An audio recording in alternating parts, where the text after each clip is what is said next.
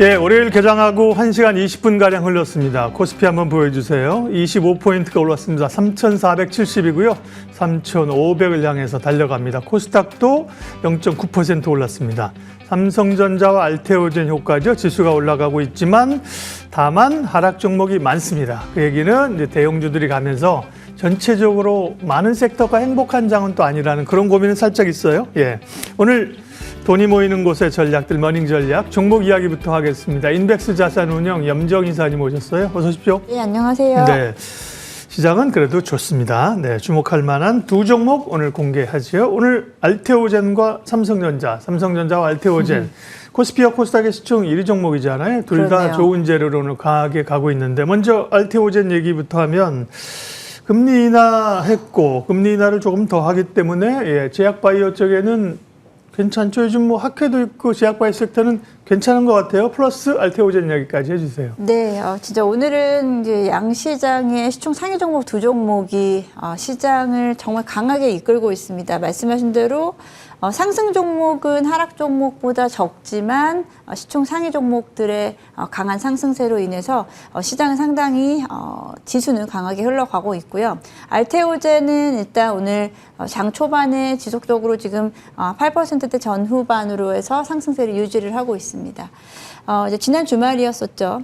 알테오젠의 호재성 뉴스가 우리 예상치보다 좀 빨리 나왔어요. 네. 알테오젠 같은 경우에는 면역 항암제인 키투르사 SC 피하 주사 제형에 대한 부분이 FDA 승인이 예정보다 며칠 더 일찍 발표가 됐습니다. 뭐 시장에서는 어느 정도는 더 예견하고 있었던 내용이긴 했습니다만 빠른 승인과 함께 이에 따라서 추가적인 시장에서는 기대감을 또 가지고 있죠. 그리고 이제 3주 간격, 6주 간격의 모든 용량과 이에 대한 부분이 동시에 좀 승인됐다는 점도 추가적으로 조금 더 서프라이즈다라고 시장에서는 이야기를 하고 있고요.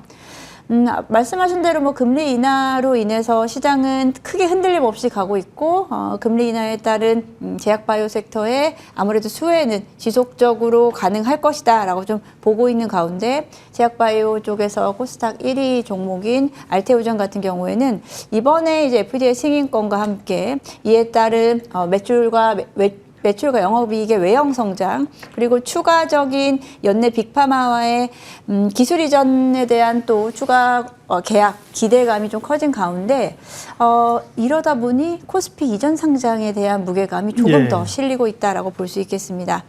뭐 지금까지 호재성도 충분히 있습니다만 이에 따라서 코스피 이전을 통한 또 추가적인 수급이 조금 더 단단하게 이루어질 수 있다는 점에서 최근 주가는 다시 반등 후 하방을 잘 지지하고 있었는데요.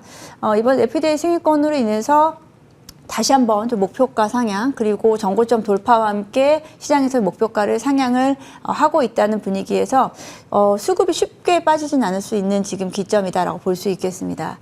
그럼에도 오늘은 일단은 추가 매수 의견보다는 비중 유지 의견을 좀 드린 것은 물론 뭐 종목에 대한 개별적인 모멘텀이 강하게 나타나고 있습니다만 시장에서는 그래도 단기적인 어떤 그 시장 고점에 대한 부분은 항상 염두에 두고 가야 되기 때문에 특히나 시총 상위 종목에 대한 지금 강하게 추가 매수를 가는 부분보다는 지금은 보유자들이 일단은 홀딩은 할 수 있는 영역이다. 하지만 일단은 추가 매수는 조금 더 기다렸다. 전 눌림목에서 추가 매수가 좋지 않을까라고 보고 있고요. 오늘 알테오젠 같은 경우에는 프리마켓에서 일단 조금 더 강하게 움직였습니다. 프리마켓에서 10% 이상으로 플러스로 움직였다가 일단 장중 변동성은 살짝 지금 보여주고 있는 상황이다라고 볼 수 있겠습니다. 알테오젠이 12%까지 올랐는데요. 지금은 8% 정도로 상승폭이 축소됐습니다. 이런 좋은 뉴스가 나오는데 누가 파는 거예요?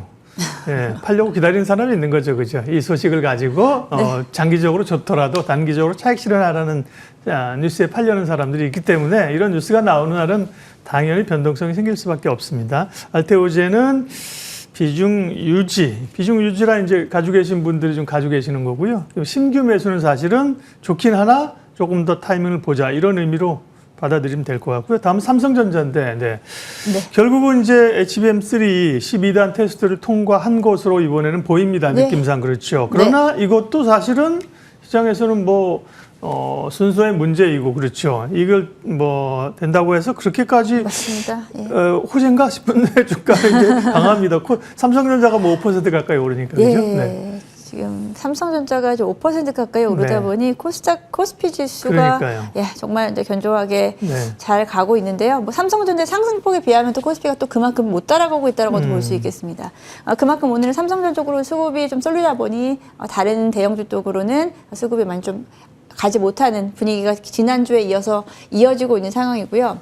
삼성전자는 다시 한번 또 52주 신고가를 보여주면서 시장에서 어찌 보면 시총 1위 종목이 가장 좋은 거의 뭐 수익률, 가장 좋다라기보다 정말 좋은 수익률을 좀 보여주고 있는 상황 속에서 수급이 지금 다른 쪽으로 못 가고 있는 게 어떻게 보면 시장의 고민이 될 수 있는 부분이다라고 볼 수 있겠습니다. 삼성전자는 최근 이제 9월 들어서 외국인 수급이 정말 강하게 들어왔고요. 제가 지난번에도 말한 건데 삼성전자 산다는 것은 우리나라 외국인들이 우리나라 지수를 산다는 건가 동일하다라고 좀 보고 있고요. 지금 최근에는 뭐 6거래일 연속 순매수했고 실제로 9월 들어서는 3거래일을 제외하고는 지속 매수하고 있는 상황이다라고 말씀드릴 수 있겠습니다. 삼성전자 말씀하신 대로 엔비디아양 HBM3 이 통과에 대한 부분은 뭐 사실 시장에서는 어찌 보면 더 예상보다 더 늦어진 부분입니다. 그렇죠. 이게 예. 뭐 호재라고 볼 수는 없겠지만 이제 본격적으로 HBM 시장에 이제 공식 루트가 생겼다라는 점에서 일단 이 부분은 뭐 다행이다 정도로 넘어갈 수 있겠고요. 그리고 지금 최근에 이제 반도체 섹터가 워낙에 강하고 반도체 섹터 중심으로 수급 유입이 너무 강하다 보니 오히려 시장은 조금 막혀 있는 구간이긴 한데요.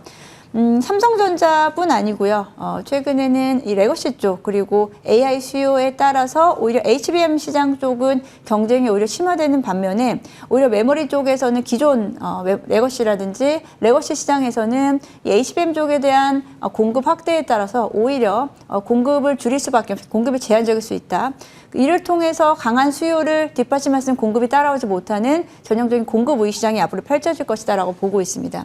공급 우위 시장이다 보면 아무래도 가격 인상할 수 있는 기대감이 좀 커지기 때문에 오히려 이에 대한 부분 HBM 시장을 통한 전반적인 수요 확대가 기존 레거시 종목들이라든지 반도체 쪽에서의 소부장 종목들 그리고 장비 종목들이라든지 전반적인 온기가 확산되면서 삼성전자가 일단은 계속 수급이 들어오다 보니 놓치지 않고 지금 반도체 소부장 종목을 따라가는 이런 형상 나타나고 있습니다. 네. 삼성전자는 당분간 외국인들 수급이 다시 한번 좀 우리가 눈에 띄게 떨어지지 않는 이상은 지금 상승세는 좀 유지할 수는 있습니다만 단기적인 또 정고점은 우리가 또 조심해야 될 부분이기 때문에 네. 여기서 비중 유지 의견을 마찬가지로 드려보겠습니다. 물론 엔비디아 그 품질 테스트 통과했다는 거 폄훼하는 건 아닙니다. 근데 그 뉴스는 사실 제한적이라는 거죠. 그거 말고도 말씀하신 것처럼 반도체 업황 전체에 관한 거라든지 외국인 수급이라든지 혹은 뭐 디램 가격 그다음에 파운드리 이런 쪽에 기대감이 있죠. 그죠? 네. 그래서 삼성전자 좋고 네. 삼성전자 뭐 하이닉스 소부장 그죠?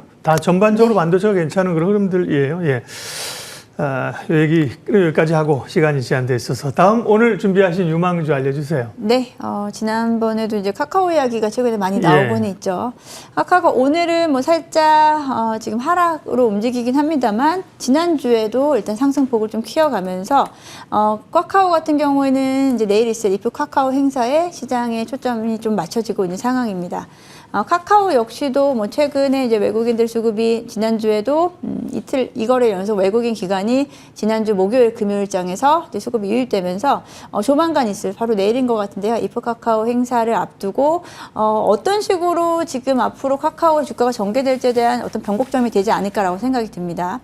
이프 카카오 행사에서는 카카오톡 개편에 대한 부분과 오픈 AI와의 협업 결과에 대한 부분 그리고 자체적인 AI 모델 카나나에 대한 부분을 서비스에 대한 부분을 발표할 계획인데요.